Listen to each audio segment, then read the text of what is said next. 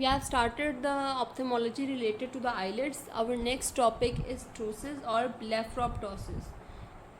Ptosis is defined as the abnormal drooping of the upper eyelid या abnormal low position of the upper eyelid. या upper eyelid जो है वो अपनी position से low हमें नज़र आ रही है, जैसा कि हमने ये pictures में देख सकते हैं कि ये eyelid जो है लो हुई हुई है और इसकी वजह से जो crease है ऊपर हमें वो भी नज़र नहीं आ रही. सेम यहाँ पे बायलैटरल कंडीशन है, दोनों आइज़ में ड्रूपिंग हमें नज़र आ रही है. अब दो ऐसी कंडीशंस हैं जिसमें हमें सूडोटोसिस नज़र आ सकता है, यानी हमें लग सकता है फर्स्ट लुक पे हमें ऐसे लगेगा कि इसको टोसिस है, लेकिन टोसिस नहीं होता. सूडो मीन्स के नॉट रियल या फॉल्स. हमें क्यों लगता है? एक कंडीशन है एनॉफ्थेल्मोस और दूसरी है माइक्रोफ्थेल्मिया, यानी कि सपोज़ अगर हम आईलिड्स हमारे ग्लोब को सपोर्ट कर रही है, अंदर से ग्लोब भी अगर छोटा है तो ऑटोमेटिकली वो लिड हम अज्यूम कर सकते हैं कि वो थोड़ी ड्रूपिंग हमें उसमें नज़र आ सकती है. तो ये दो कंडीशंस हैं जिसमें हमें सूडोटोसिस नज़र आ सकती है. This is important. Then classification is very important. Same acquired और कंजेनिटल. आगे एक्वायर्ड में 4 टाइप्स हैं: neurogenic, myogenic, aponeurotic and mechanical. इन सब के आगे डिटेल्स पढ़नी है. First is the congenital ptosis. Congenital में हमें जैसे पता है कि कोई ना कोई मैल डेवलपमेंट होती है. So here is the mal development of the levator muscle या सुपीरियर रेक्टस. अभी हमें थोड़ी सी बात पहले पता होनी चाहिए कि यहाँ पे हमारी जो अपर आईलिड है, अगर हम आँख कंसिडर करें कि ये बंद है, ये हमारी अपर आईलिड है, तो इसमें जो मेन मसल है जो रोल प्ले करती है इसको ओपन करने में, जैसे मतलब यहाँ पे लिड पूरी तरह से ओपन ही नहीं हो रही, जिसकी वजह से हमें फील हो रहा है कि वो ड्रूप हुई हुई है, नीचे को आई हुई है. तो इसको ऊपर करने में किसका रोल होता है? First is the levator palpebrae muscle, second is the orbicularis oculi muscle and third is the Muller muscles. ये मुलर्स तो जो है इनकी सप्लाई होती है सिंपैथेटिक, लेकिन इसके अलावा फोर्थ एक और मसल भी होती है, फ्रंटालिस भी रोल प्ले करती है कुछ ना कुछ. तो लिवेटर मसल जो है वो मेन मसल है that is supplying the eyelid and is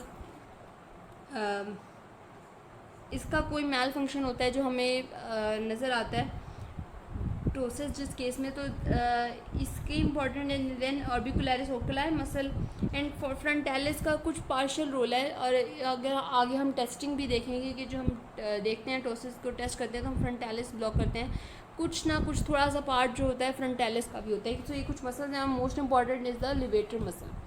so अब मैल डेवलपमेंट में हमें पता है कि यहाँ पर भी सबसे important muscle that is the levator muscle. इसमें कोई मैल डेवलपमेंट है जिसकी वजह से हमें टोसिस नज़र आ रही है. यहाँ पे एक और बात इंपॉर्टेंट है कि सिर्फ मसल में मसला होना ज़रूरी नहीं है.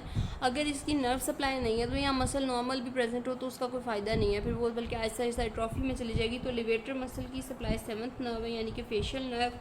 और इसके अलावा ऑर्बिकुलरिस ओकुलाई मसल में हमें 3rd नर्व की सप्लाई नज़र आ रही है. मुलर में हमने देख लिया कि ये सिंपैथेटिक सप्लाई है, तो ये हॉर्नर सिंड्रोम से रिलेटेड आगे हम इसका पढ़ेंगे टोसिस.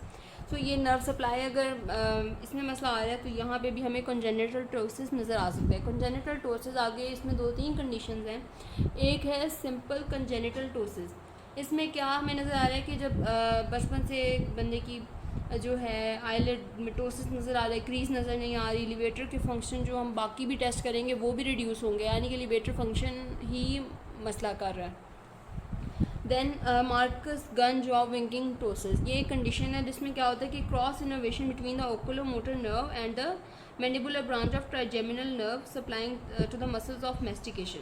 अब यहाँ ओकुलोमोटर नर्व की हमने देखा, आगे नर्व सप्लाई में हमने देखी है, और साथ में ट्राइजेमिनल नर्व. अब इनकी जब क्रॉस इनोवेशन हो जाती है, यानी कि जो मसल्स ऑफ मैस्टिकेशन है वहाँ पे जा रही है ये ओकुलोमोटर नर्व सपोज, तो जब हमारा माउथ ओपन होगा साथ ही हमारी आईलिड सही नॉर्मल ओपन है. जब माउथ क्लोज है तो हमारी आईलिड भी जो है साथ साथ मतलब इन दोनों की सिंक्रोनाइज हो जाती है मूवमेंट. सो ये क्रॉस इनर्वेशन की डेवलपमेंटल एबनॉर्मेलिटी हो सकती है. जैसे हमें यहाँ पिक्चर में भी नज़र आ रहा है कि जब इसका मुंह बंद है, मसल्स ऑफ मैस्टिकेशन नहीं यूज़ हो रही, तो आईलिड भी क्लोज है. जैसे माउथ ओपन करेंगे यानी कि मसल्स ऑफ मैस्टिकेशन को हम यूज़ में ला रहे हैं, तो साथ ही आईलिड भी ओपन हो जाएगी. यहाँ बिल्कुल नॉर्मल लग रही है.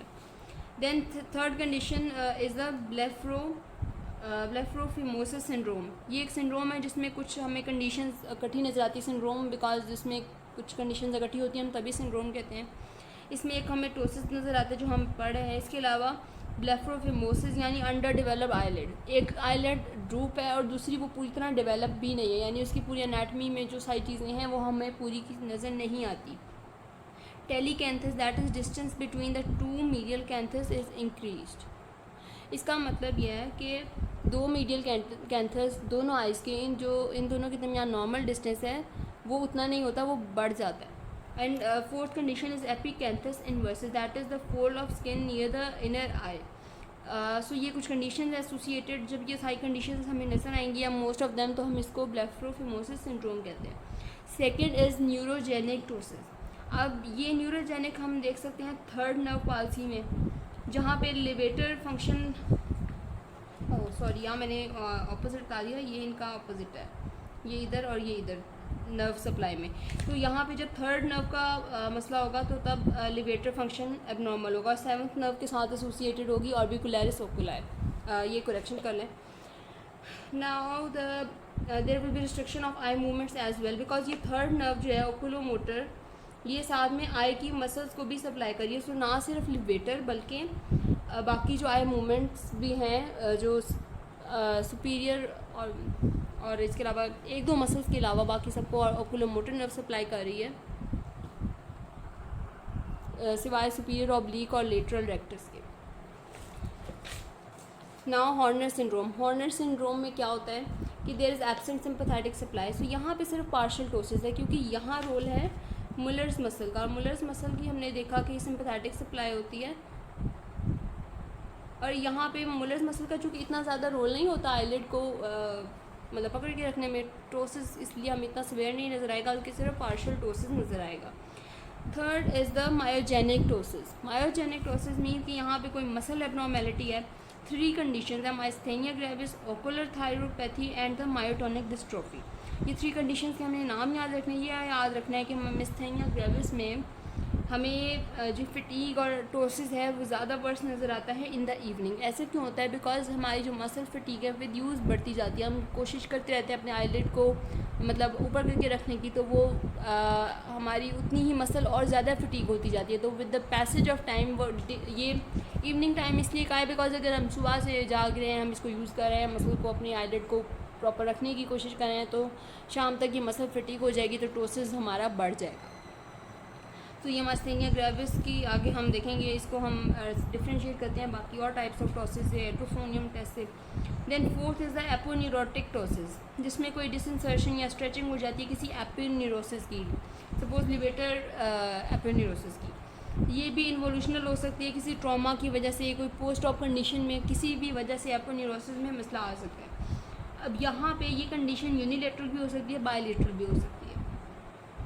और यहाँ पे लिवेटर फंक्शन नॉर्मल होगा। अब ये कुछ डिफरेंसेस हैं, जहाँ लिवेटर मसल जैसे मायोजेनिक है तो वहाँ लिवेटर फंक्शन एबनॉर्मल है सपोज, या फिर मायोजेनिक माइस्थेनिया ग्रेविस हमने देखा that is a part of myogenic ptosis, वहाँ लिवेटर फंक्शन नॉर्मल नहीं होगा बिकॉज मसल में मसला आ रहा है, या फिर पीछे कोई पालसी है तब मसल में मसला आ रहा है। लेकिन जो ऐसी कंडीशन जहाँ मसल से रिलेटेड नहीं है, लेकिन जैसे कि मैकेनिकल टोसिस, वहाँ पे हम जब लिवेटर फंक्शन टेस्ट करेंगे तो वो बिल्कुल नॉर्मल होंगे।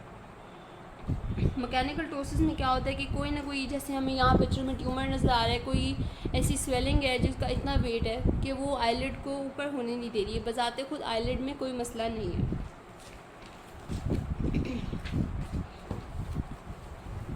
अब इसकी क्लिनिकल फीचर्स, जैसे हमने सारी कंडीशन देख ली, तो क्लिनिकल फीचर्स अब हम उस हिसाब से लिख सकते हैं खुद से। क्लिनिकल फीचर्स में क्या नज़र आएगा?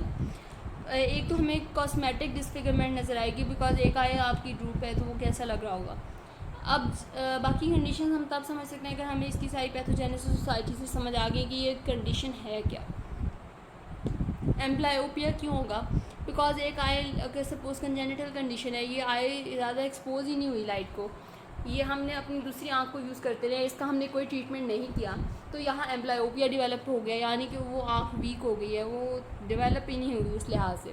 एम्ब्लायोपिया आगे हम इसकी चैप्टर्स की डिटेल में देखेंगे। स्क्विंट हो सकता है, एबनॉर्मल हेड पोस्चर, यानी कि ये सारी कंडीशन जो है, रिंकलिंग ऑफ फॉरहेड, बिकॉज हम यहाँ पे जब मसल हमारी नहीं चल रही तो हम फ्रंटालिस को यूज़ करना शुरू कर देंगे ज़्यादा से ज़्यादा, बिकॉज उसका रोल इतना नहीं है, लेकिन उसको हम यूज़ कर रहे हैं हम इस मकसद को, तो वहाँ पर रिंकलिंग नज़र आ जाएगी। सारी कंडीशंस किस वजह से हैं, in an attempt to compensate, because हमारी बॉडी कोशिश करती है कि जहाँ अब 2 आँखें हैं ना, तो एक आँख नहीं चल रही तो दूसरी आँख कंपनसेट करेगी। ये कंपनसेशन के चक्कर में एम्ब्लायोपिया भी हो गया कि वो आँख एक सही रही है, दूसरे में मसला आ गया, स्क्विंट हो गया। ये सारी कंडीशन जो हैं ये सारी कंपनसेशन के लिए ही होती हैं, यानी कंपनसेशन करने के चक्कर में हमने दूसरी आँख में ये मसला कर दिया। अब हम जो इसकी इन्वेस्टिगेशन करते हैं वो देख लें। टेंसिलॉन टेस्ट और आइस टेस्ट, ये दोनों हम कर रहे हैं in for myasthenia gravis. Myasthenia gravis को बाकी टाइप ऑफ टोसिस से सेपरेट करने के लिए टेंसिलॉन टेस्ट जो हम एड्रोफोनियम यूज़ करते हैं, जो हमने फार्मा में देखा, इससे माइस्थेनिया ग्रेविस अगर हो तो कंडीशन इंप्रूव कर जाती है। अगर माइस्थेनिया ग्रेविस है एक बंदे को, उसका फिर और मसल्स में भी एब्नॉर्मैलिटी होगी, बाकी साइंस हमें माइस्थेनिया के भी नज़र आएंगे। आइस टेस्ट, आइस अप्लाई करने से भी जो है टोसिस इम्प्रूव होगा। इसके अलावा ये फिनाइल एफ्रीन टेस्ट, ये हॉर्नर सिंड्रोम के लिए हम करते हैं, और न्यूरोलॉजिक के लिए हम उसके बाकी न्यूरोलॉजिक जो है वो हम टेस्ट करते हैं।